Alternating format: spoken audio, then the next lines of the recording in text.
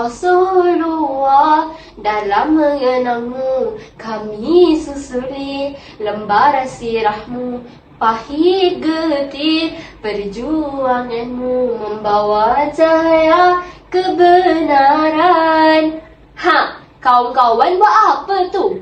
Kalau tak buat apa-apa, mari dengan saya ingin memberi tazkirah kepada kalian. Bismillahirrahmanirrahim. Assalamualaikum warahmatullahi wabarakatuh. Alhamdulillahirrabbilalamin. Wassalatu wassalamu ala ashrafil anbiya'i wal mursalin wa ala alihi wa ashabihi ajma'in, amma ba'. Sidang pada hadirin yang saya hormati, pernah tak kalian mendengar tentang satu sosok tubuh yang paling kita cintai dan disayangi? Siapakah baginda? Semestinya Rasulullah SAW. Kawan-kawan, lagi beberapa hari sahaja kita ingin menyambut Maulid Rasul. Jadi, apa salahnya kalau kita mengupas tentang Rasul? Apa itu Rasul? Rasul adalah lelaki yang dipilih oleh Allah Azza wa Jalla yang dikurniakan wahyu untuk diri sendiri serta umat-umatnya. Siapakah umat Rasulullah SAW? Semestinya kita semua.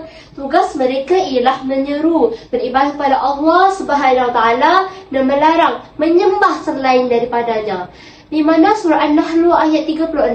A'udzu billahi minasyaitonir rajim. Laqad ba'atsna fi kulli ummatin rasulan an ya'budullaha wajtanibut taghut.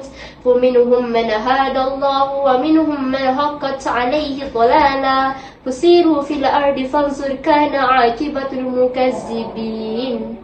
Sadaqallahul azim. Yang bermaksud, sesungguhnya kami telah mengutus para rasul setiap umatnya agar sembahlah Allah sahaja dan jauhilah tagut, sesembahan selain daripadanya. Maka di antara mereka ditentukan kesesatan baginya. Maka berjalanlah kamu di muka bumi dan perhatikan bagaimana kesedihan orang yang telah mendustakan para rasul. Hadirin hadirat yang dirahmati Allah Subhanahu Wa Taala. Jika kita mengupas tentang surah ini, Allah telah menghantar para rasul pada setiap umatnya agar sembah Allah sahaja dan jauhilah perkara-perkara maksiat. Di mana sabda Rasulullah SAW di dalam hadis Jibril yang terkenal apabila ditanya tentang iman, Rasulullah SAW bersabda, "Antu'minu billah wa malaikatihi wa kutubihi wa rusulihi wal yaumil akhir wa tu'minal bil qadari khairihi wa syarrihi." Hadis riwayat Muslim yang bermaksud iman adalah engkau beriman kepada Allah, malaikatnya, kitab-kitab sucinya, para rasulnya, hari akhir serta takdir yang baik dan yang buruk.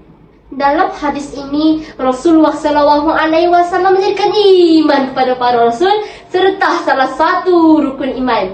Syekhul Islam Ibn Taimiyah berkata, satu keharusan dalam iman adalah iaitu iman kepada Allah Subhanahu Wa Taala, malaikatnya, kitab-kitab sucinya, para rasulnya serta hari akhir. Dia harus beriman kepada para rasul serta kitab-kitab suci yang diturunkan. Salah satu teladan yang kita boleh contohi Rasulullah SAW adalah akhlaknya yang pertama, iaitu baginda SAW sangatlah seorang pemurah. Contohnya, baginda SAW bersedekah setiap hari kepada fakir miskin. Kita tahu, kita bukan seperti Rasulullah SAW bersedekah setiap hari. Tapi, apa salahnya kalau kita bersedekah pada hari Jumaat yang penuh barakah? Yang kedua, baginda SAW sabar menghadapi cabaran dan juga dugaan. Contohnya, Rasulullah SAW kehilangan dua insan yang baginda tersayang. Itu yang pertama, isterina Khadijah binti Khuwailid dan bapa saudara yang selalu melindungi Rasulullah SAW, iaitu Abu Talib bin Abu Muttalib. Pengajarannya, kita perlulah hidup dengan secara Rasulullah SAW punya sunnah. Dan yang kedua adalah sabar menghadapi cabaran dan juga dugaan. Seperti pada zaman ketika Rasulullah SAW berada di kota Taif, baginda dicaci, dihina, setiap kali najis sebatu oleh penduduk di sana. Oleh itu, tuan-tuan dan puan-puan, letakkanlah hati kita agar mengenang jasa baik Rasulullah SAW yang berlumuran darah ketika menyabarkan dakwah Islamnya. Dengan cara solat sunat, membaca basmalah ketika akan melakukan sesuatu dan sebagainya, dan selawat ke atas Rasulullah SAW. Sekian apa yang saya memberi tazkirah kepada kalian, dapat mengajari pengajaran dan juga iktibar kepada kalian dan diri saya juga. Sekian, wabillahi taufiq wa hidayah. Wassalamualaikum warahmatullahi wabarakatuh. Bukan rumput sebarang rumput, rumput penghias tepi halaman. Bukan jemput sebarang jemput, jemput memohon kata aluan. Bismillahirrahmanirrahim. Assalamualaikum warahmatullahi wabarakatuh. Yang berusaha Wan Rohazlina binti Uthman, penolong kanan Hal Ehwal Murid, merangkap pemangku pengetua Sekolah Menengah Kebangsaan Ceras. Yang berusaha Wan Sabariah binti Yusof, penolong kanan Co-Curriculum. Guru-guru kanan, kaunselor-kaunselor, guru-guru, serta para hadirin yang dikasihi sekalian. Alhamdulillah terus dipanjatkan, setulus hati, seikhlas nurani, semurni jiwa. Dimunajatkan rasa syukur ke hadrat ilahi, Allah yang maha agung dan maha tinggi, maha pengampun, maha bijaksana, maha pengatur dan maha perencana ke atas segala ciptaannya di langit dan di bumi. Ucapan selamat datang dan terima kasih saya ucapkan kepada semua kerana sudi hadir meluangkan masa untuk menonton program Halaqah Maya kita pada hari ini. Untuk makluman semua, program Halaqah Maya ini merupakan anjuran Panitia Pendidikan Islam dengan kerjasama Badan Dakwah dan Rohani BADA SMK Ceras sempena meraihkan sambutan Maulidur Rasul peringkat SMK Ceras tahun 2023. Program ini akan membicarakan topik menarik yang akan disampaikan oleh panel-panel jemputan berpengalaman yang dibawakan khas untuk anda semua. Duduk sekawan gadis jelita, buat santapan untuk pahlawan. Tampillah puan, kami meminta, madah ucapan, kata aluan. Dengan sukacitanya, saya menjemput yang berusaha Wan Rohazlina binti Uthman, penolong kanan penolong kanan Hal Ehwal Murid, merangkap pemangku pengetua Sekolah Menengah Kebangsaan Ceras untuk memberi sedikit ucapan. Bismillahirrahmanirrahim. Assalamualaikum warahmatullahi wabarakatuh. Salam Maulidur Rasul untuk tahun 2023 1445 Hijrah. Alhamdulillahirabbil alamin, wassalatu wassalamu ala asyrafil anbiya'i wal mursalin wa ala alihi washabbihi ajmain. Rabbi shrah li sadri wa yassir li amri wahlul 'uqdatam min lisani yafqahu qawli. Sempena sambutan Maulidur Rasul pada tahun ini dengan temanya Perpaduan Teras Malaysia Madani, kita warga SMK Ceras sama-sama meraihkan menyambut kedatangan Maulidur Rasul. Dan sebagaimana semua maklum, peristiwa ini adalah peristiwa bersejarah dalam dunia Islam, khususnya kita anak-anak. Dalam dunia pendidikan, peristiwa ini sangat memberi kesan kepada kita. Bagaimana perjalanan sirah Nabi bermula pada tarikh ini, kelahiran Nabi, proses pembesaran Nabi, proses pendidikan yang Nabi terima, dan sehinggalah perjuangan pembinaan negara Islam. Jadi dalam konteks dunia pendidikan kita mengambil banyak pengajaran, kita mengambil banyak iktibar bagaimana peristiwa-peristiwa ini dapat memberikan inspirasi kepada kita semua. Inspirasi dan motivasi kepada murid-murid juga bagaimana kehidupan ini memang telah diatur oleh Allah. Tetapi usaha, gigih dan perjalanan yang penuh ranjau dan liku kita wajib tempuh.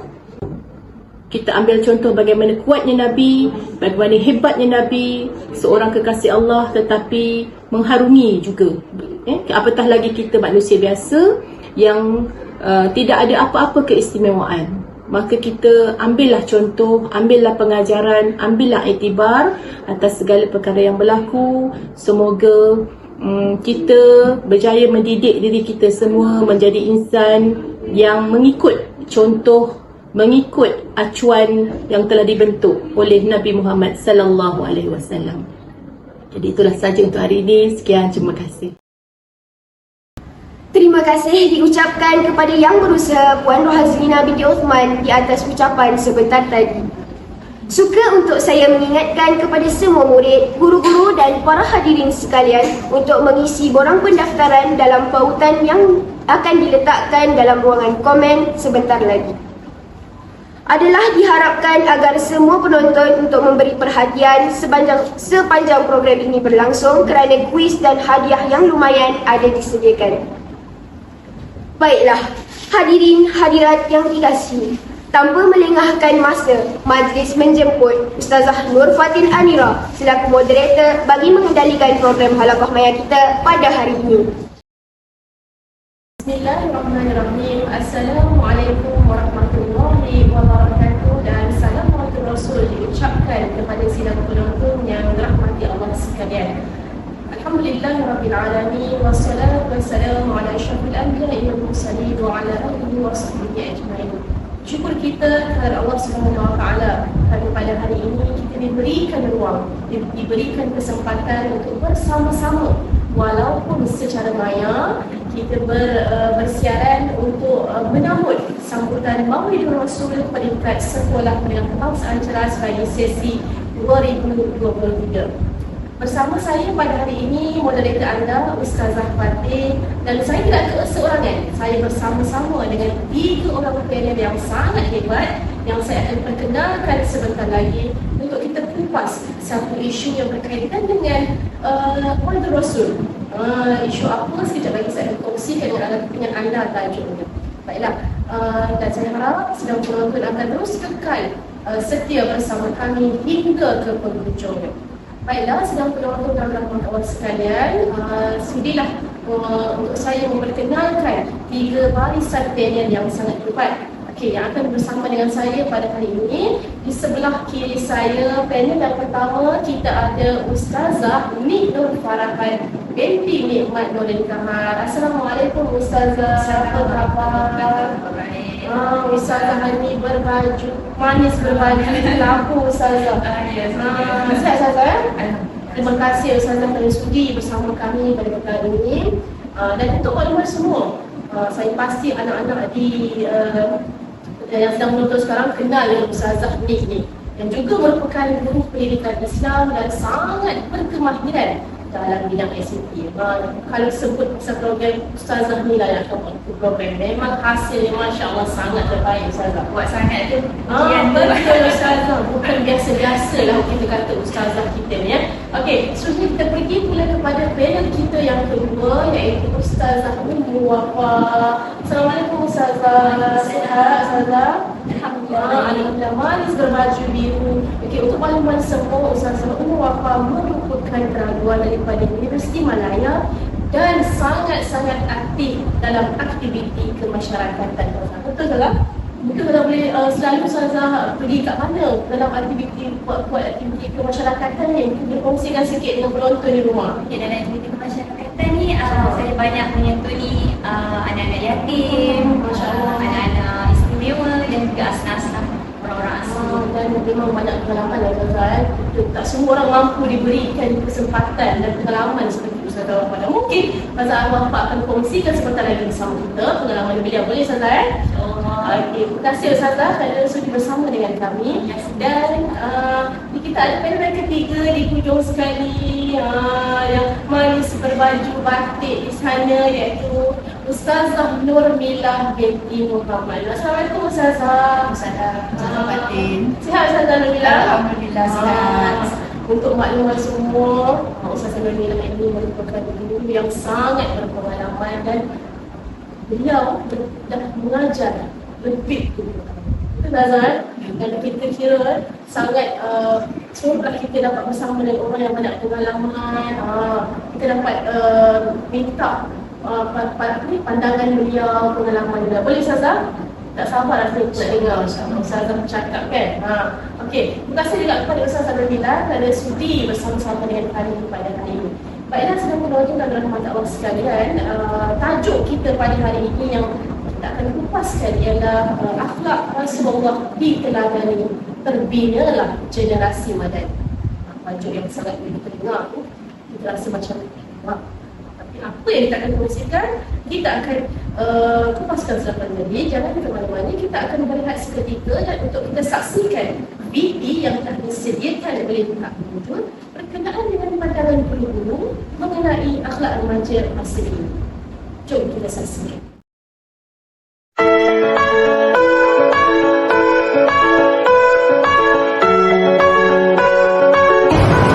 Assalamualaikum cikgu. Waalaikumsalam. Boleh ke saya tanya pendapat cikgu tentang isu akhlak murid kita? Boleh. Okey, baik. Akhlak disiplin sekarang ni agak kurang memuaskan. Terlalu banyak sangat bersama disiplin antara dia penampilan. Okey, penampilan dari segi rambut, kemudian pakaian, okey, kemudian apa lagi? Kuku. Jadi ia dianggap sebagai perkara yang remeh lah bagi seorang murid. Jadi kalau nak kira statistik, dia makin banyaklah masalah disiplin dari segi akhlak, kurang adab, sopan, cara bercakap dengan cikgu, kemudian cara dia bergaul dengan kawan-kawan. Okey, itu saja. Terima kasih. Selamat hari cikgu. Boleh ke saya tanya pendapat cikgu tentang akhlak, isu akhlak murid kita? Halo, itu ya isu akhlak ya di sekolah SMK Ceras. Apa pendapat anda tentang akhlak anda? Okay. Pada keseluruhannya, cikgu mengajarkan SMK Ceras ni agak lama. Tengok akhlaknya semakin bertambah baik. Namun adalah sebahagian perlu lagi untuk diasah dan juga dibetulkan. Contohnya, perkara-perkara seperti mengotorkan tempat, tak kemaskan kelas, itu patut kita buang kerana kebersihan dan kekemasan itu adalah tuntutan agama, semua agama, dan juga sikap yang kita tak bertanggungjawab. Assalamualaikum cikgu. Boleh tak saya nak tanya satu soalan? Pada pendapat cikgu berkenaan isu akhlak di sekolah murid di sekolah sekarang? Waalaikumsalam warahmatullahi wabarakatuh. Okey, kalau dari segi bahasa, akhlak ni berasal dari perkataan how, yang bererti perilaku, perangai dan tabiat. Okey, kalau kita tengok kepribadian Rasulullah ni, banyak akhlak-akhlak yang terpuji. Antaranya Rasulullah adalah seorang yang pemaaf. Okey, kalau dikaitkan dengan pelajar-pelajar kita kat sini, kalau saya selaku guru disiplin, saya handle sesuatu masalah disiplin, pelajar-pelajar yang bermasalah itu akan keluar dan akan mengucapkan minta maaf cikgu atas kesilapan saya. Bermaksud pelajar kita tu masih lagi ada rasa kemaafan dalam diri mereka. Okey, selain daripada itu juga dari segi akhlak Rasulullah adalah kejujuran dan baik hati. Pelajar kita juga kalau tengok kat sini masih lagi mempunyai perasaan tersebut. Cikgu. Cikgu, boleh tak saya nak tanya pandangan cikgu, apa pandangan cikgu berkenaan dengan akhlak murid kita di sekolah?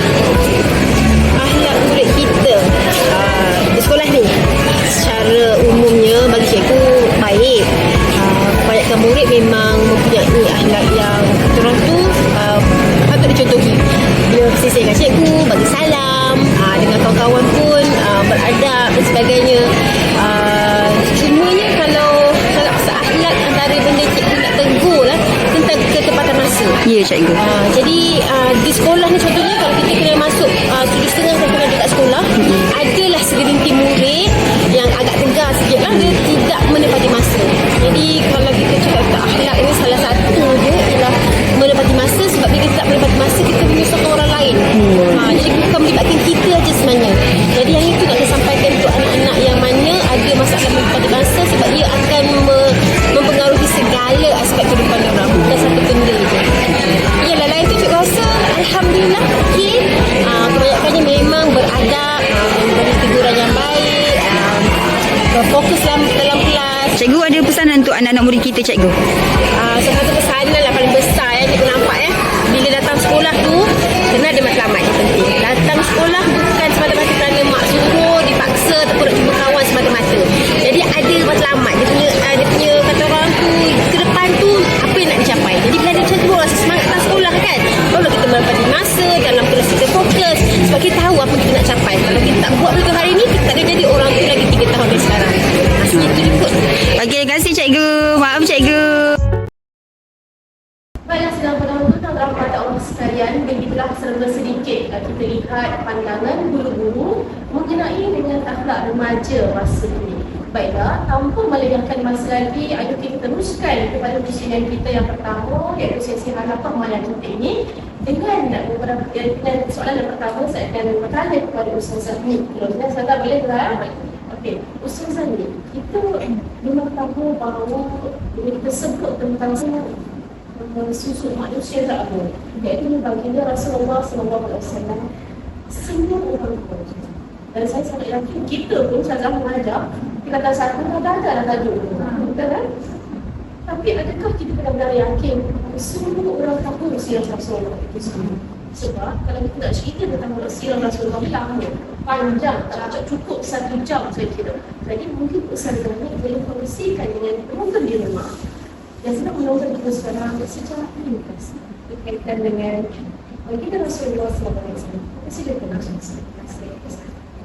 Alhamdulillahirrahmanirrahim. Wassalatu wassalamu ala asyrafil anbiya wal mursalin wa ala alihi wa sahbihi ajma'in. Jadi terima kasih kepada moderator kita, saudari Ustazah Fatin yang comel lonteng awak Fatin kata. Okey, yang begitu hebat berbicara ni. Okey, jadi berbalik kepada soalan kita tadi, siapakah yang dikatakan insan istimewa yang sering menjadi sebutan, yang sering menjadi ingatan kepada seluruh umat manusia? Jadi jawapannya tidak lain dan tidak bukanlah baginda Rasulullah SAW. Okey, baginda lah yang merupakan insan istimewa, insan terpilih dan terbaik dari segala ciptaan. Okey, bagi seorang Muslim, sudah pasti insan istimewa ini tidak akan pernah luput daripada ingatan kita. Nabi Muhammad SAW sentiasa menjadi contoh, ikutan, tauladan sepanjang zaman dan merupakan sumber inspirasi dan kekuatan iman. Okey, jadi alhamdulillah segala puji bagi Allah Subhanahu Wa Taala. Selawat dan salam ke atas junjungan besar Nabi Muhammad SAW, keluarga baginda SAW, sahabat baginda SAW, dan serta orang-orang yang mengikuti jejak langkah baginda SAW. Okey, jadi dengan ini marilah sama-sama kita mengenali siapakah Rasulullah SAW. Sidang penonton dan hadirin yang dikasihi sekalian, sejauh manakah kita mengenali Rasulullah SAW? Bagaimana cara untuk kita menghayati perjuangan baginda? Okey, apakah cukup dengan kita hanya mengingati tarikh 12 Rabiul Awal itu sahaja? Jadi mari kita mengenali siapakah Nabi kita yang mulia. Mudah-mudahan generasi kita akan sentiasa meletakkan baginda sebagai contoh ikutan yang terbaik. Jadi di sini saya akan kongsikan sedikit seberingkaslah biodata mengenai baginda Nabi Muhammad SAW. Okay, nama penuh baginda ialah Muhammad bin Abdullah bin Abdul Muttalib bin Hashim. Baginda dilahirkan pada 12 Rabiul Awal pada hari Isnin dalam tahun Gajah. Baginda dilahirkan di Mekah. Ibu baginda bernama Aminah binti Wahab. Baginda wafat pada 12 Rabiul Awal pada hari Isnin pada tahun ke-11 Hijrah. Itu merupakan sebuah biodata tentang baginda Rasulullah. Okay, pada bulan ini lahirnya kekasih Allah iaitu Rasulullah SAW yang mana membawa rahmat kepada sekalian alam. Okey, ini jelas melalui firman Allah Subhanahu Wa Taala, iaitu tidak kami utuskan kamu wahai Muhammad melainkan untuk memberi rahmat kepada sekalian alam, daripada surah Al-Anbiya ayat 1. Okey, jadi amat beruntunglah kita yang berpeluang menjadi umat baginda. Okey, jadi hari ini adakah kita sudah berselawat kepada baginda Rasulullah SAW? Okey, jadi kalau belum berselawat, jadi saya ingin sidang hadirin sekalian dan bersama para panel untuk kita sama-sama berselawat, isi masa sedikit, luangkan sedikit masa untuk kita sama-sama berselawat kepada Nabi Muhammad SAW. Boleh diambil. Sallallahu ala Muhammad sallallahu alaihi wasallam sallallahu ala Muhammad sallallahu alaihi wasallam. Jadi setakat ini sajalah perkongsian saya untuk sesi kali ini. Jadi kita akan bertemu lagi di sesi yang seterusnya. Terima kasih. Baiklah, terima kasih atas perkongsian tadi daripada Ustazah ni. Walaupun serba ringkas, tapi itu mampu mengingatkan kita kepada kita ni dah belajar. Kadang-kadang macam saya sebutkan, kita dah belajar pun. Kadang-kadang anak-anak ini dah daripada tadika lagi dikenalkan siapa Nabi kita, Nabi Muhammad bin Abdullah kan. Dah belajar sampailah ke soalan Allah. Cuba kadang-kadang kita berikut. Moga-moga dengan apa yang dikatakan, dikongsikan oleh Ustazah ni, kita mampu mengingatkan kita kembali kepada sosok manusia teragung yang sepatutnya dalam hati kita sentiasa, iaitu baginda Rasulullah SAW. Baik, tuan-tuan dan puan-puan sekalian, kita akan meneruskan kepada tema kita yang kedua, iaitu Ustazah Ummul Wafa.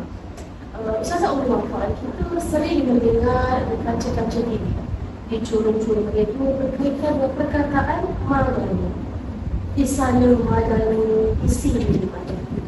Tapi Ustazah tak semua orang tahu sebenarnya apa yang maksudnya madani ini. Kenapa perkataan ini begitu popular sekarang? Ustazah, jadi mungkin Ustazah Wafa boleh berkongsikan dengan nonton memang sebenarnya dikatakan generasi madani dan kaitan dengan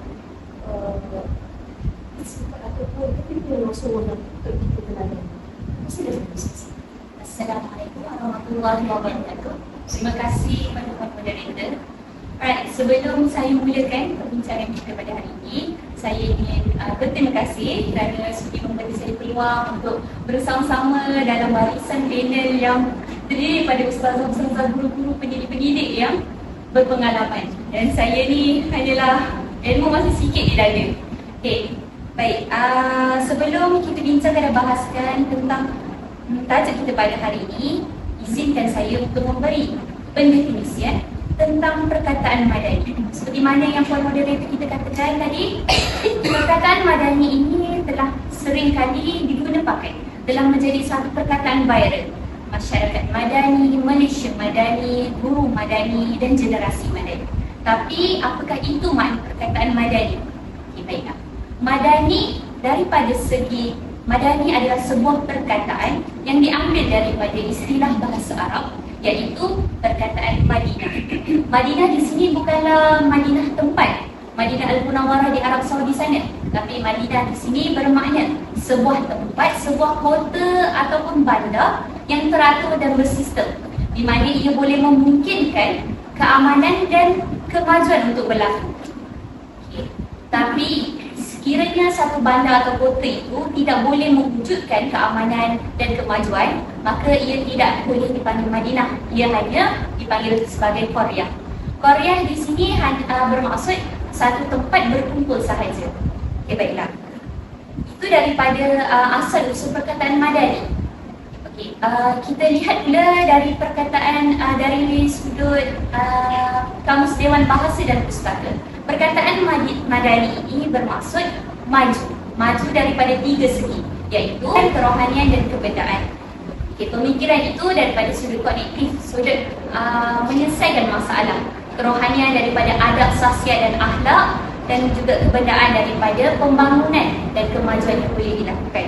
Oleh yang demikian, generasi madani di sini bermakna ialah generasi yang mempunyai adab, yang mampu untuk menyemai nilai-nilai mulia dalam diri mereka seperti semangat kekeluargaan dan semangat kepaduan. Okay, baiklah. Generasi Madani ini sudah tentu terdiri daripada generasi remaja, daripada golongan remaja. Kerana golongan remaja ini adalah salah satu aset penting untuk negara pada masa hadapan. Okay, baiklah. Kerana remaja ini adalah orang yang akan menerajui pentadbiran pada masa hadapan, orang yang akan menjaga kedaulatan daripada pelbagai ancaman, dan juga mereka adalah tenaga-tenaga yang akan memajukan negara pada masa hadapan. Alright, oleh yang demikian, demi masa depan negara yang cerah, marilah kita semua membina satu generasi Madani bersama-sama dengan anak didik sekalian untuk dengan meneladani akhlak Rasulullah SAW. Hal ini kerana Nabi Muhammad SAW adalah satu susuk tubuh yang dilahirkan dengan penuh kemuliaan. Baginda mempunyai peribadi yang sangat luar biasa, dan bahkan Aisyah pernah meriwayatkan satu hadis, Inna khuluqan Nabi SAW kana Al-Quran. Aisyah mengumpamakan akhlak Nabi ini seperti Al-Quran kerana ia penuh dengan teladan, penuh dengan pengajaran, penuh dengan adab.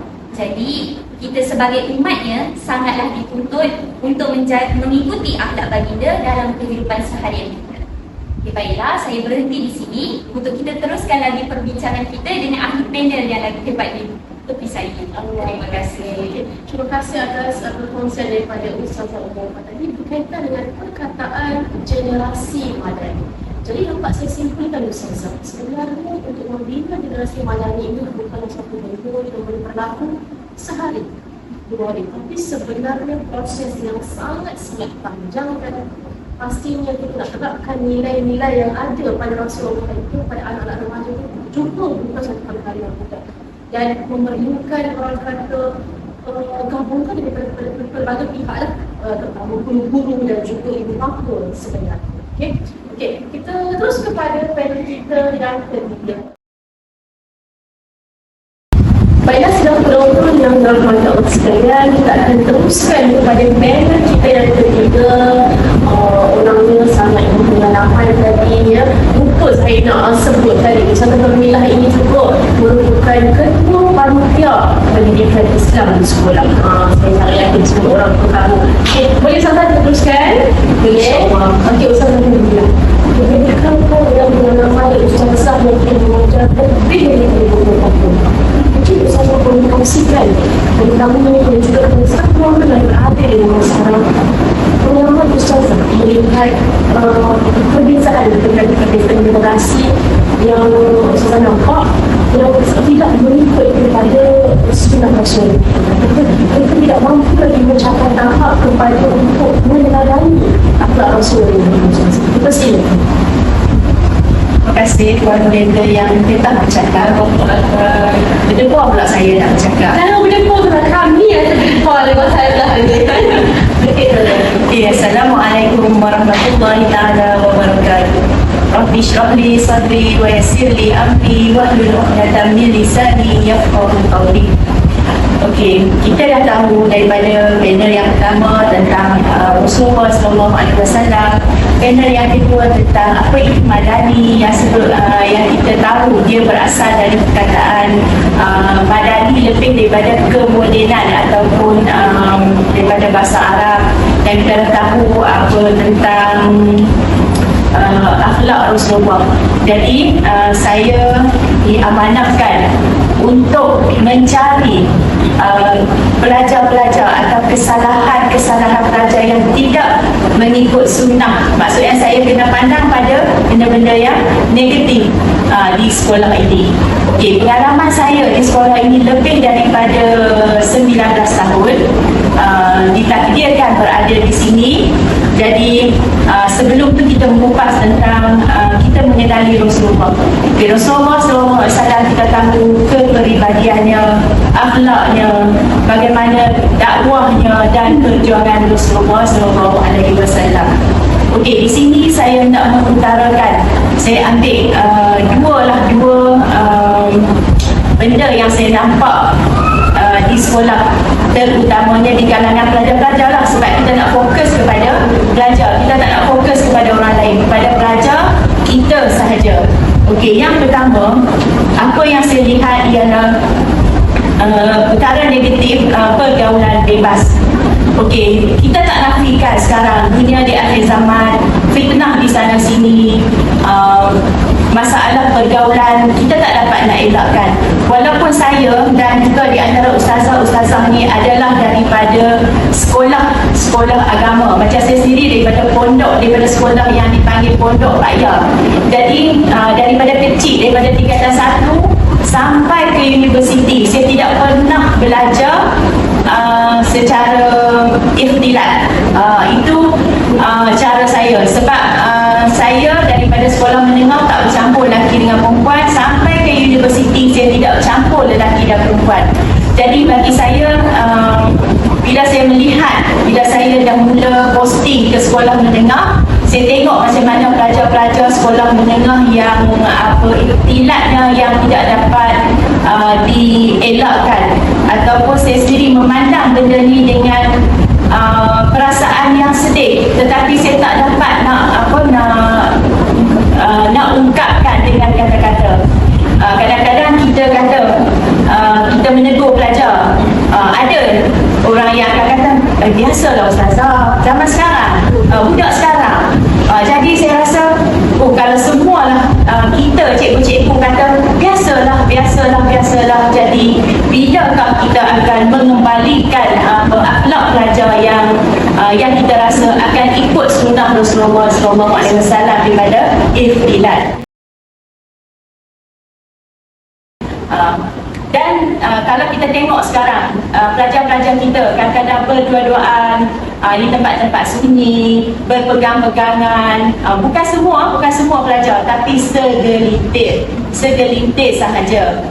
Dan ada yang orang kata bercinta di luar batasan. Dan ada juga pelajar tanya, ustazah macam mana nak bercinta syariat Islam? Jadi saya akan jawab, dalam Islam tak ada bercinta sebelum kahwin. Kita akan bercinta selepas kahwin, sebab saya sendiri pun bercinta selepas kahwin. Dan saya tidak pernah saya tidak pernah menyalahkan pelajar tersebut. Mungkin dia tak tahu benda tu salah. Sebab kita, jadi mulai hari ini kita kita kena betulkan apa yang biasa dan biasakan yang betul. Sebab pelajar-pelajar kita kena ingat syaitan tu sentiasa ada pada kita. Kalau kita berduaan dengan lelaki dan perempuan, yang ketiganya adalah syaitan. Ingat, ada pepatah Arab mengatakan daripada mula dengan senyuman sehingga akhirnya akan berlaku zina. Itulah sebenarnya lelaki dan perempuan ni, kalau boleh biarlah bagi kita yang perempuan, biarlah jual mahal. InsyaAllah, jangan kata alah aku esok jual mahal, nanti tak ada lah orang nak aku, tak ada jodoh, tak ada. Kamu percayalah dengan takdir Allah. Sebab saya pun rasanya ustazah ni pun tak pernah bercinta ni, tapi insyaAllah sampai satu masa Allah kata inilah jodoh kamu, maka itulah jodohnya. Tapi kalau bukan jodoh kita bercinta 20 tahun, kamu tak ada jodoh, tak kahwin juga, dan mungkin kamu kahwin setahun, 2 tahun kamu akan bercerai. Tapi kita kena yakin dengan Allah Subhanahu Wa Taala, jodoh itu adalah rahsia Allah. Jodoh dan mati adalah rahsia Allah Subhanahu Wa Taala. Jadi untuk anak-anak, rasa janganlah kamu, bukannya tak boleh nak bercakap lelaki dan perempuan, tetapi ada dia punya batasannya. Jangan sampai bertepuk tampar dalam kelas. Saya rasa itu yang utamalah. Kalau boleh kita cuba usahakan. Okey, yang kedua saya tengok adab dengan guru. Adab dengan guru, kadang-kadang ini saya cakap, jangan cakap ustazah kata semua pelajar, segelintir pelajar yang tidak menghormati guru. Dan ada waktu kadang-kadang guru masuk, dia tak peduli siapa masuk kelas dia tak kisah. Walaupun cikgu tu bertukus-tukus nak mengajar kamu masuk, okey, bersemangat masuk kelas ni nak ajar pelajar, tapi tiba-tiba masuk saja adalah benda yang tidak yang tidak best daripada pelajar-pelajar tadi membuatkan cikgu ni rasa down. Contohnya cikgu mengajar, suruh buat kerja, dia tidur je macam tak ada apa-apa pun berlaku dalam kelas. Dan saya pernah melihat pelajar bukan setakat tidur di meja, tapi tidur di atas lantai, di dinding, di hujung kelas, bilik belajar, tidur dengan nyenyaknya tanpa mempedulikan cikgu tadi. Cikgu suruh buat kerja, dia hanya main-main saja. Itulah apa pelajar-pelajar kita. Macam mana kita nak ikut Rasulullah SAW, sedangkan guru ni adalah ibu bapa kita yang kedua. Redha guru tu insya-Allah keberkatan ada. Cuba kamu bayangkan, setiap guru yang masuk satu kelas tu, kalau dia tak suka, dia akan cakap, teruknya kelas ni, ya Allah, tak apa, dah tak tahu nak buat apa. Jahatnya budak ni, bodohnya budak ni. Jadi itulah doa cikgu-cikgu dengan sebagai doa, dia bercerita dengan kawan sebab nak melepaskan apa yang dia tak suka dengan pelajar tersebut. Jadi itu adalah doa. Jadi saya nak nasihatlah juga cikgu-cikgu kat sini, kalau nak marah pelajar, janganlah kita mengeluarkan perkataan-perkataan yang tidak baik. Lazimkan kita keluar benda yang baik. Pandainya, certiknya, bertuangnya budak ni. Jadi lama-lama budak ni, pelajar ni akan jadi pelajar yang baik. Okey, kalau kita tengok Rasulullah SAW, bagaimana sebagai seorang pelajar dia menghormati guru tadi, menghormati guru, dan sebab kita mengikut sunnah Rasulullah SAW kan, suruh hormat pada guru. Kita Imam Malik, Imam yang 4 orang tu, Imam Syafi'i, Imam Ahmad bin Hanbal, bagaimana dia hormat dengan guru. Bila gurunya datang, dia sanggup ambil kasut daripada kaki guru dia, dia sanggup pakaikan kasut guru dia. Jadi sebagai guru kat sini taklah sampai macam tu, cuma nak guru, nak pelajar hormat saja bila masuk kelas. Okey, kalau kita tengok kita tengok lagi contoh bagaimana kita menghormati. Bila kita hormat pada guru, maksudnya kita ikut apa yang Rasulullah ajar kita. Kita tengok Imam Malik ya. Imam Malik ni dia sangat menghormati Rasulullah SAW, sangat sayang pada Rasulullah sehingga dia tidak pernah menunggang kuda di bumi Madinah. Kenapa? Kerana di bumi Madinah tadi ada jasad Rasulullah SAW. Begitu sayangnya. Tapi kita kadang kita baca hadis Rasulullah pun kita gendam, kita sembang, macam mana kita tidak menghormati jasad, tidak menghormati Rasulullah SAW. Okey, rasanya dah panjang saya berbicara. Jadi untuk nak bagi satu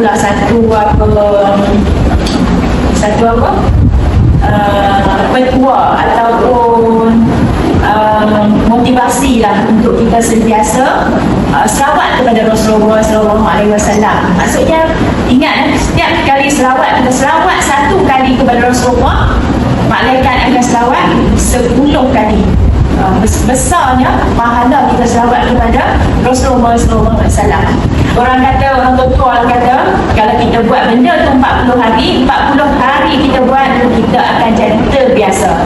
Contohnya macam solat sunat subuh, memang kita rasa susah nak buat, tapi kalau kita dah mula buat 40 kali solat subuh tu 40 hari, insya-Allah kita baru nak solat subuh, kita akan niat, terus kita akan automatik saja solat sunat subuh 2 rakaat kerana Allah Taala. Wallahu a'lam. Assalamualaikum warahmatullahi taala wabarakatuh. Terima kasih Ustazah. Subhanallah, saya rasa bukan saja penonton yang tercengang di rumah tu, tapi kami paling sederhana juga terkelu. Kami rasa dengar lagi dia lama. Pasti kami fikir kita biasa depan ni kalau kita teruskan kita punya PR. Terima kasih Ustazah atas pengajian yang sangat sampai, sangat mendalam, sangat bermakna kepada kita semua. Saya suka untuk saya kena sikit juga untuk cerita masjid. Saya suka dengan poin yang tadi yang mengatakan bahawa pergaulan bebas. Kita kena ingat semula bahawa sebelum datangnya Rasulullah, bagaimana kehidupan wanita. Dan kita dianggap satu orang kata kaum yang ada apa-apa. Jadi selepas datang Rasulullah, maka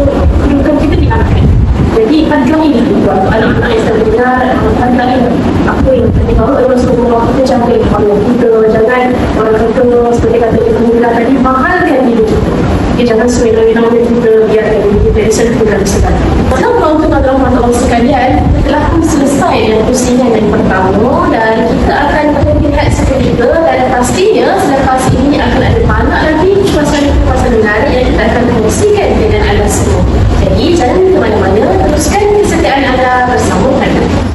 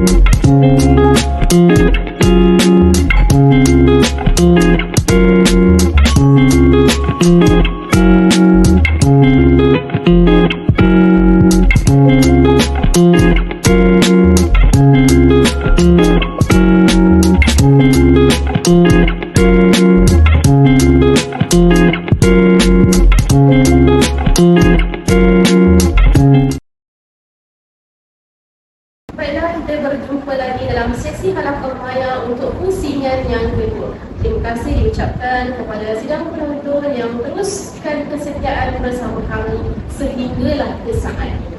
Baiklah, kita teruskan tanpa melengahkan masa lagi. Kita terus nak bertanya kepada panel kita yang pertama. Kita balik semula kepada Ustazah kita. Baiklah Ustazah, kalau kita lihat sekarang ya, ramai sangat orang kata anak-anak muda ini menjadikan influencer atau bahasa mudah faham dan sangat pengaruh di media sosial, baik di Instagram, di TikTok dan sebagainya sebagai idola untuk orang ikut. Kadang-kadang Ustazah kita tengok sampai ada yang sanggup berkorban duit nak pergi tengok orang katakan sanggup berkorban macam-macam maka kita nak tengok kita punya idola.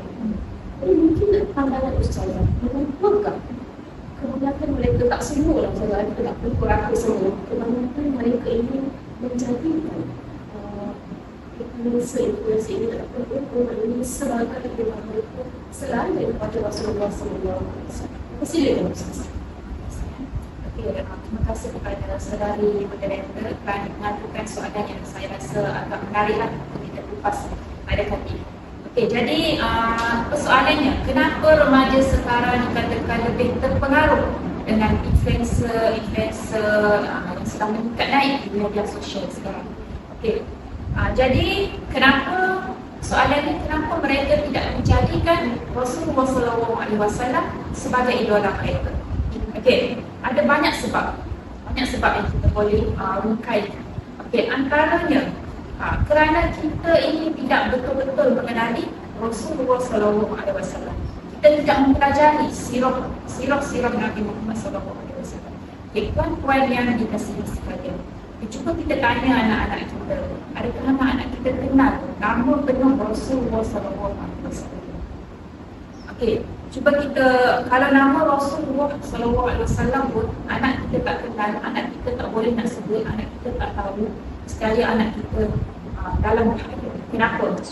Kerana bagaimana mungkin nama pesuruh Allah anak kita tak boleh nak sebut, anak kita tak kenal nama penuh siapa. Sedangkan nama influencer, nama artis kita boleh kenal, kita boleh sebut satu-satu. Bukan nama sekadar nama mereka saja. Nama suami mereka, nama isteri mereka, nama anak-anak mereka pun kita boleh tahu siapa.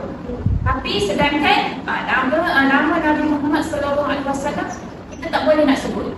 Okay, kita tak boleh, malam ni kita tak boleh nak tahu apa sirah Rasulullah SAW. Kita tak tahu akhlak Rasulullah, kita tak tahu sifat peribadi Rasulullah SAW. Okey, jadi di sini saya ingin bawakan satu kisah untuk kita renungkan mengapa insan ini dikatakan terlalu istimewa buat kita. Okey, jadi kita bermula dengan kisah dakwah Rasulullah SAW, yang mana semasa Rasulullah berdakwah kepada penduduk Taif, baginda diuji dengan pelbagai dugaan, dengan pelbagai cabaran. Baginda dilempar dengan batu, baginda dilempar dengan najis. Namun apa reaksi Rasulullah SAW? Rasulullah hanyalah tersenyum dan bersabar. Lalu Jibril turun dan bertanyakan kepada baginda, bukit manakah yang engkau mahu aku lemparkan kepada engkau, ya Rasulullah? Jadi apa Rasulullah jawab? Rasulullah berkata, tidak perlu ya Jibril, sesungguhnya mereka masih belum mengerti. Jadi Jibril berkata lagi, tetapi mereka menghinamu ya Rasulullah. Lalu baginda menjawab, tidak mengapa, jika mereka tidak mahu beriman, mungkin nanti anak-anak mereka yang akan beriman. Jadi subhanallah, sungguh hebatnya perjuangan Rasulullah ini. Benarlah kata-kata Rasulullah tadi, lihat sahaja Abu Jahal. Siapa tak kenal Abu Jahal? Musuh nombor satu Islam. Kita tengok pula anaknya siapa? Ikrimah ibni Abu Jahal, iaitu seorang Islam dan juga malah seorang perawi hadis. Jadi benarlah kata-kata Rasulullah tadi kepada Jibril AS. Okey, tuan-tuan dan sidang hadirin yang dikasihi sekalian, cuba kita tanya diri kita hari ini. Okey, apa yang sudah kita buat untuk Rasulullah?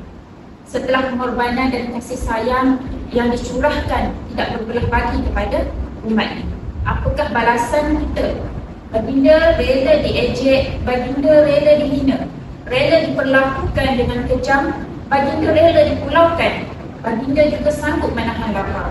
Dan malah di dalam peperangan juga baginda pernah patah gigi sewaktu perang Uhud. Baginda juga pernah ditusuk benda tajam di pipi suci baginda.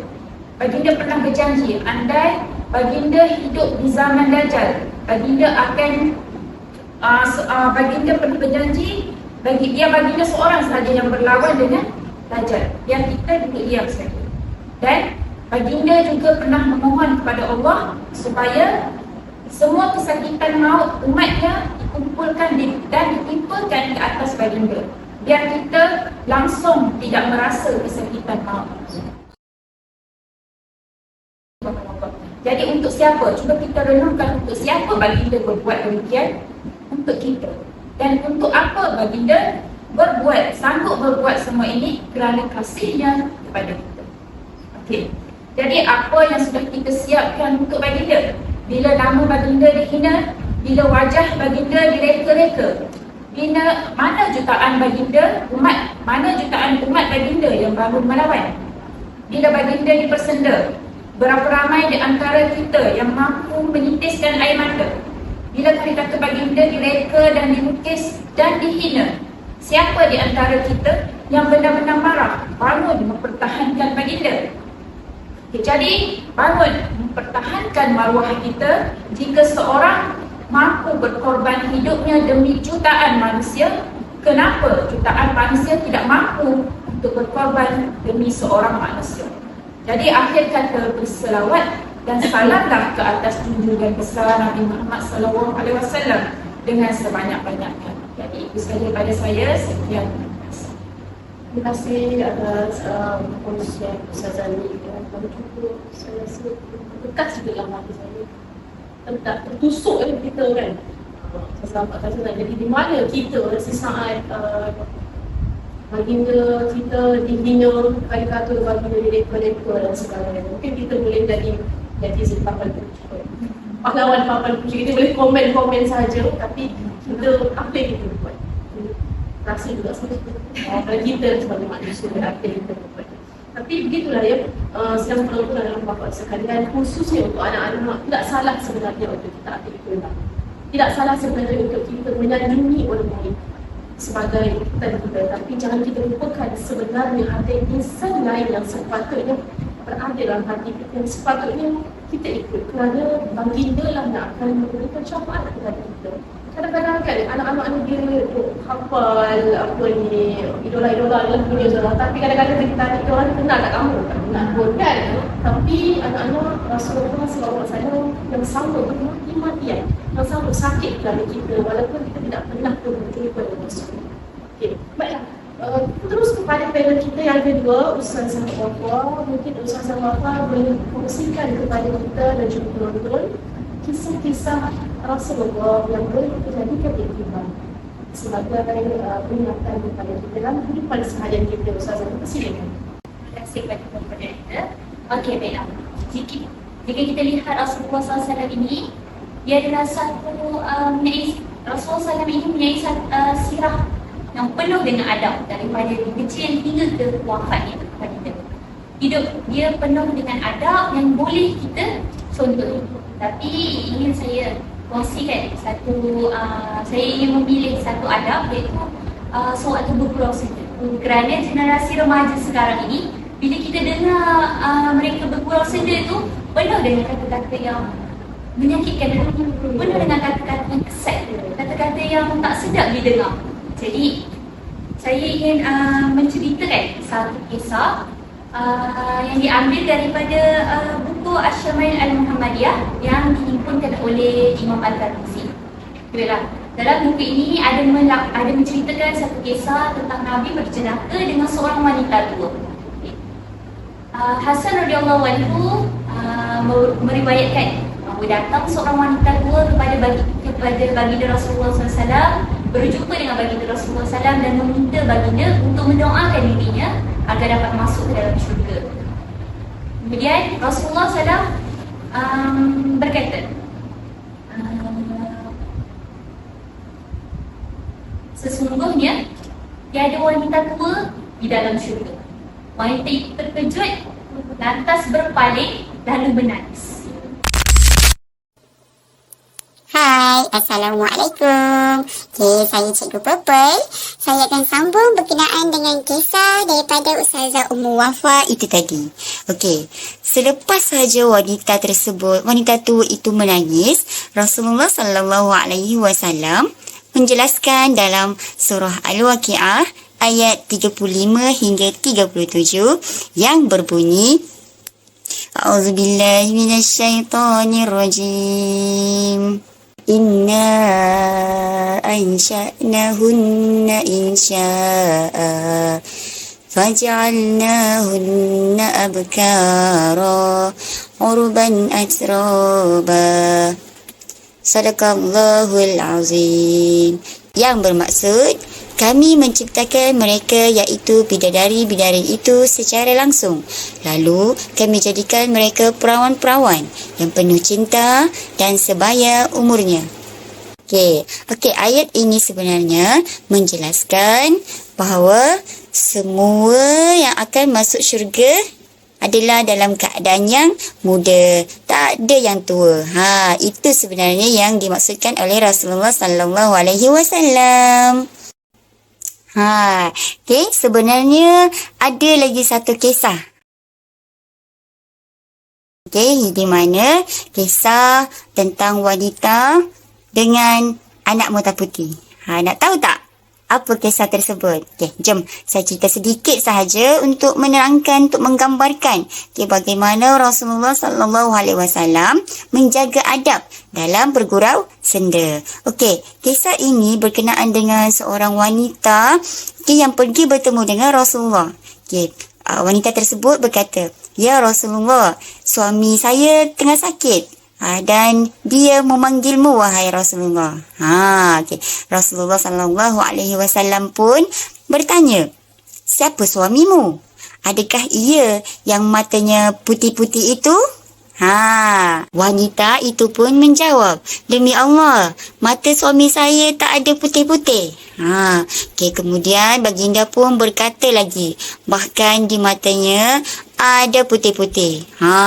Tetapi wanita itu tetap menolak, "Demi Allah, tidak." Okay, kemudian baginda Rasulullah sallallahu alaihi wasallam pun berkata lagi, "Semoga suamimu yang dalamnya mata putih." Okey, kemudian wanita itu pun kembali ke rumah dan membuka mata suaminya. Suami wanita itu pun keheranan. "Kamu ni dah kenapa?"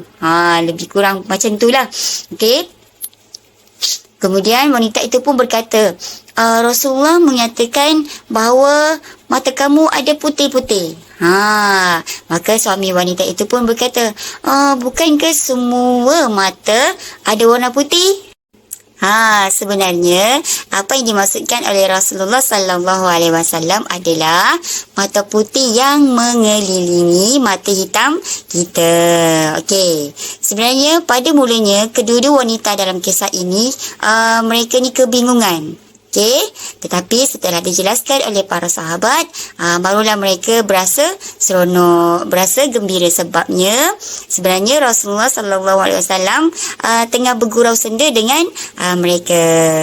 Baiklah, kesimpulannya Rasulullah sallallahu alaihi wasallam sentiasa menjaga adab ketika bergurau senda. Itulah akhlak mulia daripada Rasulullah yang patut kita contohi. Begitulah betapa tingginya adab dan akhlak Rasulullah sallallahu alaihi wasallam. Walaupun dalam bergurau senda, Nabi Muhammad tetap menjaga adab dan akhlak. Dalam setiap gurauan baginda ada hikmah, ada kebaikan, ada pengajaran yang ingin disampaikan, yang perlu, yang patut kita contohi, yang patut kita teladani, terutamanya anak-anak murid di luar sana yang saya sangat kasihi. Okay, lepas ni jangan keluarkan perkataan-perkataan yang kesat, perkataan-perkataan yang tidak sesuai, contohnya mengejek kawan dan sebagainya. Kita sebagai umat Islam wajib contohi dan teladani akhlak Rasulullah sallallahu alaihi wasallam sebagai tanda cinta dan kasih kita kepada Nabi Muhammad, Nabi junjungan kita sallallahu alaihi wasallam. Baiklah, setakat itu sahaja. Semoga kita sama-sama mendapat manfaat dan mengambil iktibar daripada kisah-kisah yang disampaikan. Saya, Cikgu Purple, selaku wakil Ustazah Ummu Wafah mengucapkan terima kasih dan mengembalikan copong ini kepada moderator kita, Ustazah Nur Fatin Anera. Baiklah, terima kasih diucapkan kepada Ustazah Ummu Wafah di atas perkongsian tentang kisah-kisah yang berkaitan dengan kehidupan Rasulullah SAW. Kita dapat lihat dari sebenarnya kalau kita nak ceritakan tentang kehidupan Rasulullah ini, saya kira satu hari tak habis. Dia banyak sangat kisah-kisah Rasulullah daripada sekecil-kecil perkara sehinggalah besar-besar daripada perkara bergurau pun Rasulullah ada memberikan contoh kepada kita. Dan saya suka bila Ustazah sebut tentang adab-adab tadi, dapat saya tengok anak-anak kita sekarang ni dalam bergurau memanglah menggunakan perkataan yang kurang sopan. Kadang-kadang kita pula rasa macam dahsyat kan. Kadang kita pula tanya kepada orang yang punya tu, "Kamu tak terasa hati ke?" Dia pun kata, "Tak ada apa lah Ustazah kan." Kadang-kadang kita yang bukan kena ni pun dah rasa penting ni. Tapi itulah, bagi dia itu satu trend. Kita biasa, gurauan-gurauan seperti itu, perkataan-perkataan seperti itu ibaratnya satu trend yang tak sepatutnya berlaku lah. Dan kita perlu balik-balik kepada contoh yang telah ditunjuk oleh Rasulullah SAW. Baiklah, sedang penonton yang berhormat Allah sekalian, kita akan terus kepada panel kita yang ketiga semula, iaitu Ustazah Nurmila. Ustazah, kita dah dengar dah tentang kisah Rasulullah ya, dan kita nak tahu sekarang Ustazah, mungkin Ustazah boleh berikan pandangan tentang bagaimanakah kita nak menanam rasa cinta dan kasih kita kepada junjungan besar Nabi Muhammad sallallahu alaihi wasallam. Dipersilakan Ustazah.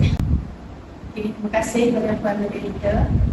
Assalamualaikum warahmatullahi taala wabarakatuh. Okey, di sini kita nak tahu bagaimana cara kita nak menyayangi Rasulullah, rasa kasih kita kepada Rasulullah sallallahu alaihi wasallam.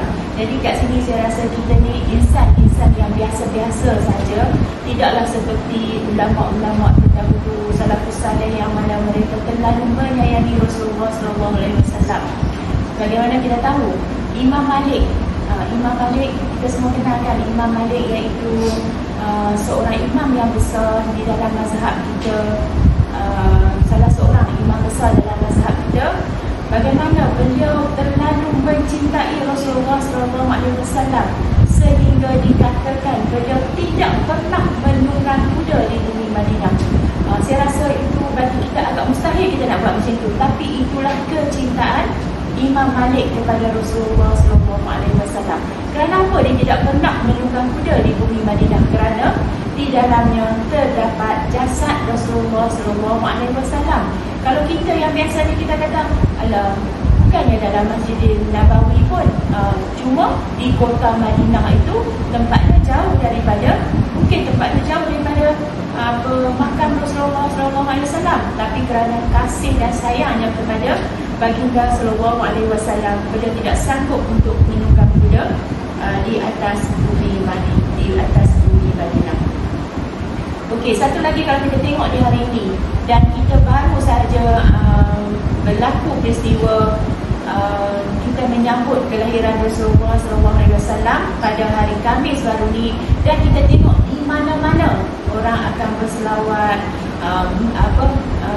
mengadakan perarakan daripada surau, daripada komuniti, taman, masjid, dan begitu juga dengan negara kita. Kita menyambut kelahiran Nabi Muhammad SAW. Itu semua kerana kita nak menunjukkan cinta kita kepada Rasulullah SAW. Tapi sebenarnya kecintaan kita itu adalah daripada hati kita. Jangan kita tidak pernah mengenal, tapi orang ajak kita berarak, kita pun pergi berarak mengikut orang ramai. Okey, yang pertama, di sini saya nak sentuh tentang syarat untuk kita mencintai Rasulullah SAW. Jadi yang pertama sekali ialah beriman kepada Allah dan mentauhidkannya.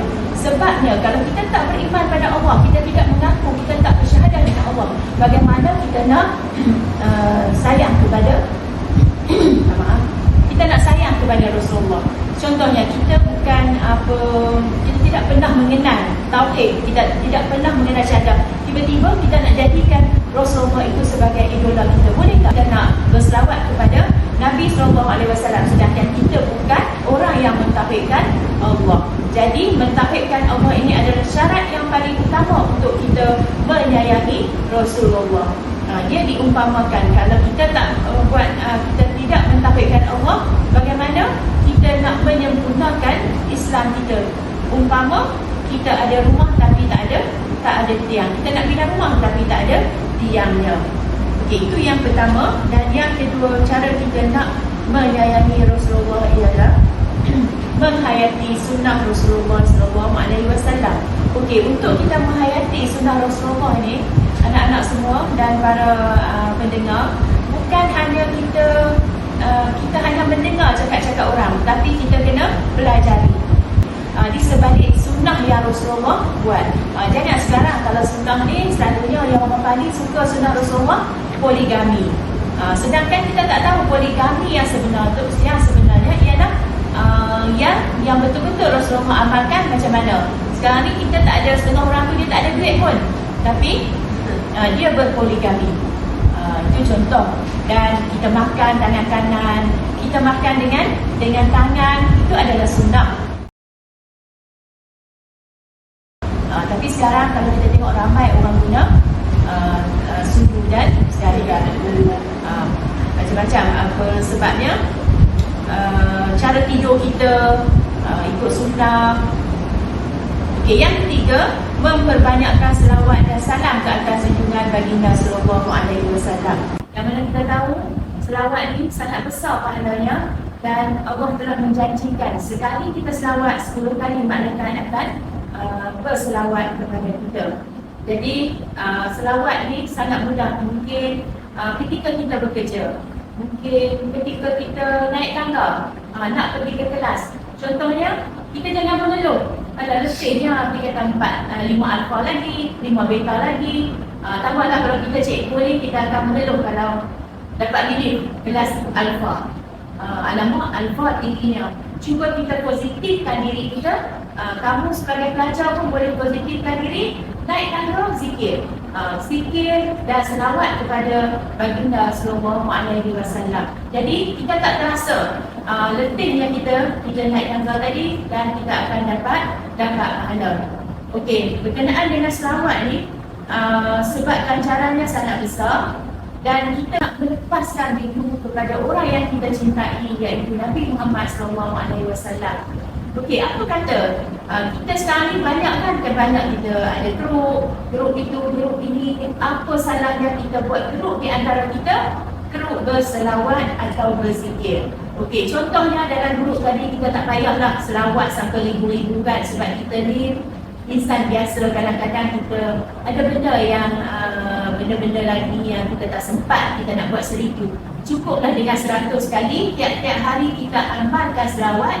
Contohnya, kita buat geruk Ustazah Fatih, Ustazah Ni, Ustazah Wafa, saya dan yang lain-lain. Jadi dalam satu hari itu kita wajibkan setiap orang 100 kali selawat. Okey, bila dah cukup 100 kita tik. InsyaAllah lama-lama benda ni akan menjadi orang kata dah jadi ringan di lidah kita. Sentiasa cakap sikit Allahumma salli ala sayyidina Muhammad. Jadi kita akan dapat pahala. Jadi tak adalah macam kamu belajar pun sentiasa berselawat, sentiasa berzikir. Latah sikit subhanallah, Allahu akbar. Ini tak adalah kamu nak sebut. Sekarang ni kalau ustazah dengarlah benda-benda kamu mencarut dah menjadi sebagai zikir. Silap sikit, silap sikit. Sampaikan saya macam Ustazah Fatih kata tadi lah, orang yang disebut kataan BODOH tu senyum je, tak ada pun rasa. Kalau kita lah kan, Ustazah Fatih, Ustazah Nik masa kecil-kecil dulu, orang cakap bahasa tu memang gaduh sebab perkataan tu sangat hina pada pemikiran kita. Tapi sekarang benda tu adalah benda yang biasa. Sebab itulah kita cuba ubahkan daripada perkataan BODOH tu kepada pandai. Nak marah kawan, pandai kamu. Kenapa pandai sangat ni? Apa pandai? Kita ubah kita punya cara kita nak marah kepada kawan kita. Sebab benda-benda yang macam itu adalah benda yang suka, yang seronok lidah kita menyebut. Sedangkan banyak lagi benda yang kita boleh sebut subhanallah, Allahu akbar, alhamdulillah, syukur kepada Allah Subhanahu wa taala. Okey, yang ketiga ialah membela Rasulullah, keluarga dan para sahabat. Okey, hari ini kita melihat banyak isu-isu yang timbul yang menghina orang-orang bukan Islam, yang menghina Nabi kita Muhammad sallallahu alaihi wasallam. Mereka melukis kartun-kartun yang tidak sepatutnya, kartun yang berbentuk binatang dan menghina Rasulullah sallallahu alaihi wasallam. Jadi kita sebagai umat yang mencintainya, kita kena bangun. Mungkin dengan cara kita boykot.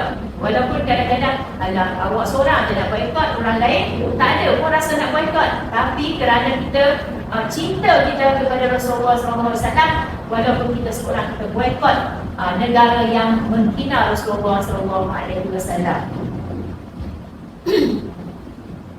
Banyak lagi cara yang betul untuk menzahirkan rasa cinta kita kepada Nabi Muhammad SAW. Yang penting ialah sejauh mana kita hati kita benar-benar mencintai Rasulullah. Bukan cinta sekadar mengikut normalisasi yang ada, namun cinta kepada Allah, namun cinta kita kerana Allah dan Islam. Wallahu a'lam. Terima kasih kepada Ibu Kamila atas penjelasan yang sangat lebar, serta sangat bermanfaat untuk semua anak-anak yang sedang berada dalam sekolah. Sebenarnya banyak sunat-sunat yang diikuti ya. Tapi itulah kata orang tu, kalau kita tak mampu nak ikut sejarah, tak mampu nak buat semua, jangan kita tinggal semua. Cuma kalau kita pegang satu dan kita istiqamah di negara tersebut, insya-Allah itu pun sudah membadan. Baiklah, selamat berlaku dalam waktu sekalian. Kita dah selesai sesi pusingan yang kedua dan kita akan berlihat sekali lagi untuk kita saksikan sudut pandang daripada kaunselor kita, Puan Rosemary, ya Allah, berkaitan dengan masalah remaja masa ini. Jadi jangan ke mana-mana, jom kita saksikan.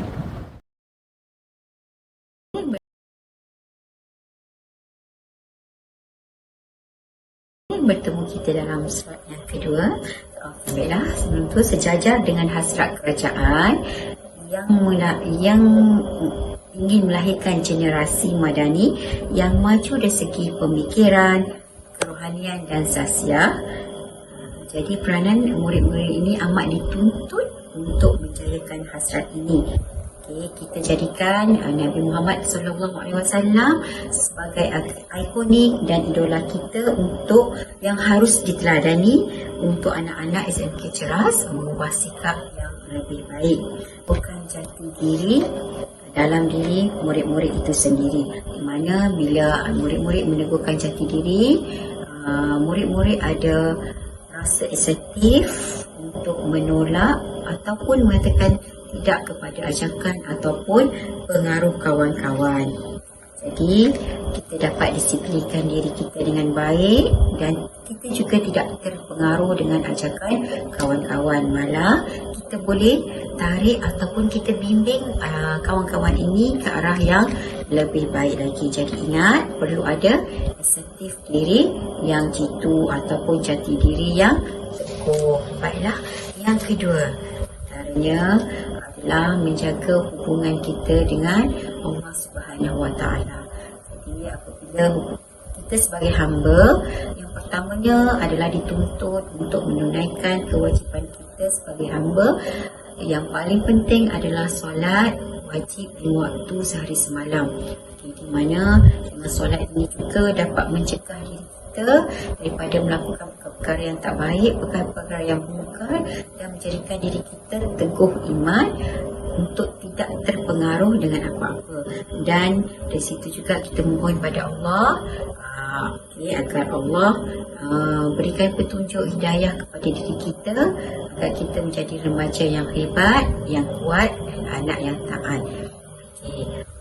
Yang ketiga yang cikgu ingin kongsikan dengan anak-anak adalah menjaga hubungan sesama manusia. Cikgu nak fokus adalah hubungan murid-murid dengan ibu bapa, dengan guru-guru, dengan kawan-kawan, dengan warga sekolah. Di mana kalau kita menjaga hubungan sesama manusia, kita akan lebih harmoni. Contohnya kalau ibu bapa tu marah, ibu tegur, kawan-kawan tegur kerana tindakan kita ambil sebagai satu benda yang positif untuk kita ubah diri kita. Bukan kita marah mereka semula, bukan kita tak dengar. Dan kadang-kadang marah mereka itu adalah kerana tanda mereka sayang. Marah bukan kebencian, tapi tanda mereka sayang. Dan murid-murid juga perlu sayang mereka semua. Itu antara yang cikgu ingin kongsikan. Dan cikgu sebelum mengakhiri slot cikgu ini, cikgu juga ingin berpesan, ataupun cikgu ingin memberikan satu perumpamaan.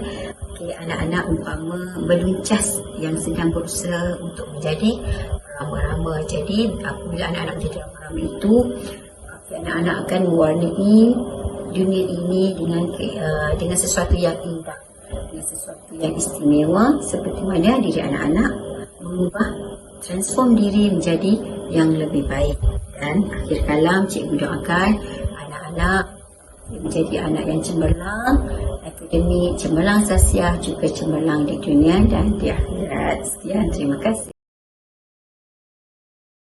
Pada sedang penonton dan rahmat sekalian, kini tibalah masanya untuk kita pergi ke sesi yang terakhir, iaitu sesi pusingan untuk penghubungan. Terbanyak kita cerita tadi dan kita akan pergi semula kepada panel kita pertama, iaitu Ustazah Nika Farhan untuk membuat kesimpulan daripada apa yang kita katakan sepanjang hari ini. Persilakan Ustazah. Okey, nampaknya kita sudah sampai ke penghujung rancangan dan saya boleh rasa yang kami adik-adik panel ni rasanya macam tak puas nak bercerita lagi, sebab banyak sangat yang perlu kita kupas mengenai baginda Rasulullah SAW. Jadi daripada apa yang telah kita bincangkan tadi, daripada apa yang telah kita kupaskan tadi, jelaslah di sini menunjukkan bahawa Rasulullah SAW ini sangatlah mencintai umatnya. Jadi baginda tidak sanggup umatnya ini diazab. Justeru baginda sentiasa memohon kepada Allah Subhanahu Wa Taala agar dirahmati umat baginda. Jadi marilah sama-sama kita mengambil pengajaran, kita mengambil iktibar daripada bulan ini untuk kita sama-sama, untuk kita benar-benar mengenali insan istimewa, insan yang paling mulia. Jika kita boleh mengenali artis-artis, jika kita boleh mengenali tokoh-tokoh selebriti, jika kita boleh mengenali atlet-atlet sukan, tanpa apa-apa jaminan yang mereka ini boleh membawa kita untuk di akhirat nanti, maka ketahuilah bahawa Rasulullah SAW merupakan pemberi syafaat buat kita semua sebagai umatnya. Jadi mari kita banyak-banyakkan mengucapkan salam dan selawat kepada ke atas junjungan besar Nabi kita Rasulullah SAW, manusia agung, kekasih ilahi, pemberi syafaat Rasulullah SAW, rahmatan lil alamin. Semoga Allah melimpahkan cahaya cinta Rasul ke dalam sanubari kita. Sallu ala Nabi. Wabillahi taufiq wal hidayah. Wassalamualaikum warahmatullahi wabarakatuh. Terima kasih Ustazah Nik atas sesi penghubungan sebentar tadi. Jadi sedar tak sedar ya, kita tidak pun berada di penghujung sesi malam pertemuan kita. Bahkan Ustazah Nik tadi tak cukup puas bercakap. Kita tak tahu lah, mungkin kalau ada lagi sesi kedua saja, producer kita mungkin di belakang sana, producer kita nak buat lagi, dia dah angkat tangan okey. Boleh datang dia pun kita lagi kan, kalau kita dipanggil lah Ustazah. InsyaAllah.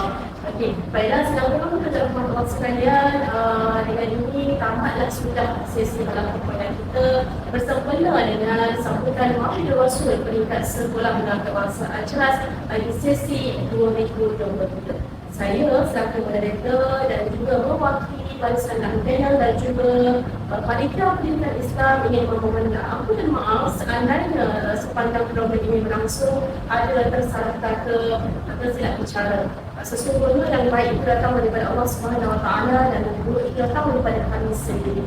Dan pastinya tujuan utama kami adakan program ini adalah semata-mata untuk memberikan manfaat insya-Allah kepada anak-anak SMK Ceras khususnya. Tidak lupa juga ribuan terima kasih kepada unit badan SMK Ceras, anak-anak unit badan yang sentiasa memberikan kerjasama yang membantu daripada segi teknikal dan juga hal-hal yang lain. Terima kasih sekali lagi. Dan kita sedang penonton, terima kasih atas kesediaan anda bersama kami. InsyaAllah ada rezeki kita akan berjumpa lagi di sesi yang akan datang. Sekian, Assalamualaikum Rasul. Wabillahi taufiq wal hidayah. Wassalamualaikum warahmatullahi wabarakatuh. Terima kasih diucapkan kepada Ustazah Nur Fatin Anira selaku moderator kita pada hari ini. Tidak lupa juga ucapan setinggi-tinggi penghargaan kepada semua panel jemputan kita, Ustazah Nik Nur Farhan, Ustazah Ummu Wafa dan Ustazah Nur Mila atas perkongsian ilmu pada hari ini. Semoga kita semua mendapat manfaat dan menjadikan akhlak Rasulullah SAW sebagai panduan dalam hidup kita. Tuan Puteri tersenyum-senyum melihat mempelai direnjis dipilis. Senyum-senyum, jangan tak senyum, sudah kita di penghujung majlis. Di kesempatan ini, saya selaku Wakil Panitia Pendidikan Islam dan Badar SMK Ceras ingin mengucapkan ribuan terima kasih kepada semua kerana sudi bersama-sama untuk meraihkan majlis sambutan Maulid Rasul peringkat SMK Ceras tahun 2023. Saya, Aina Najihah, selaku pengacara majlis pada hari ini memohon ribuan kemaafan andai ada salah dan silap sepanjang saya mengacarakan majlis ini. Hadirin dan hadirat yang dikasihi, bagi melengkapkan lagi atur cara majlis kita pada hari ini, marilah sama-sama kita menyaksikan persembahan nasyid dan selawat sebagai penutup majlis kita pada hari ini. Assalamualaikum warahmatullahi wabarakatuh.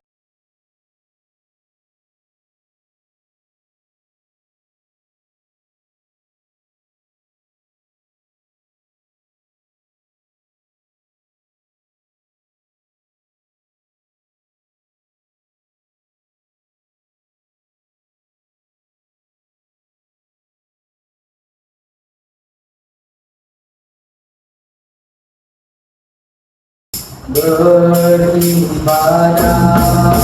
kerana Allah, beribadah kerana Allah,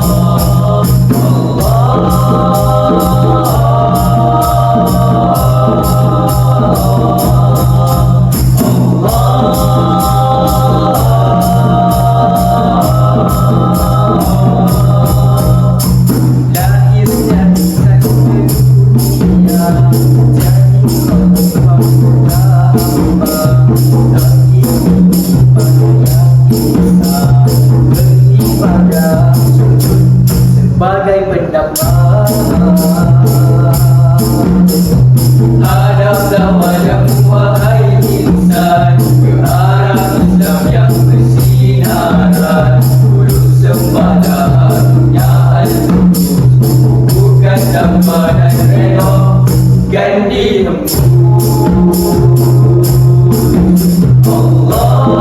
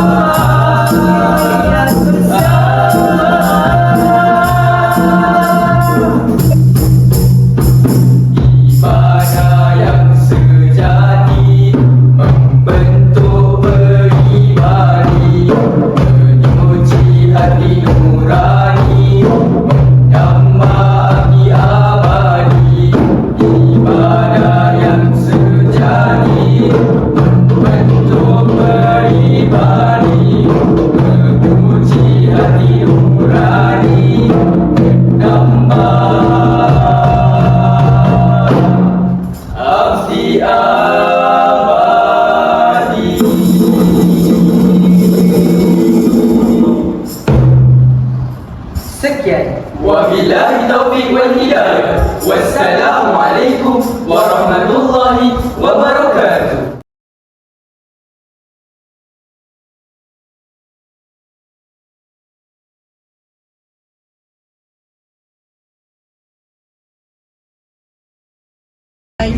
Ataupun cut. Nampak? Cerah lah. Ni buat saya gelap pula. Okey, cerah.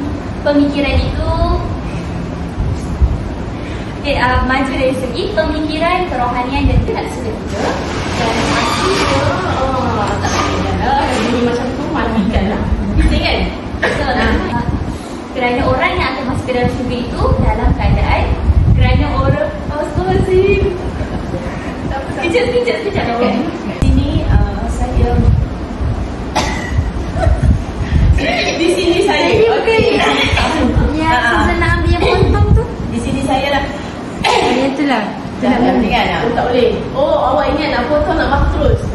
Okey. Tak boleh. Okey. Dia kena ambil yang baru. Dia tak perlu lah kan. Yang Robish Rocky tadi tak payah kan. Tak boleh tu. Boleh tu. Yang boleh tu dah kan. Okey, di sini saya. Assalamualaikum. Di sini saya. Okey, ada yang tu. Betul tak daripada di sini saya?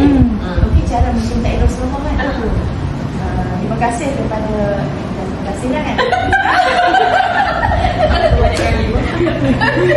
Tak apa dah.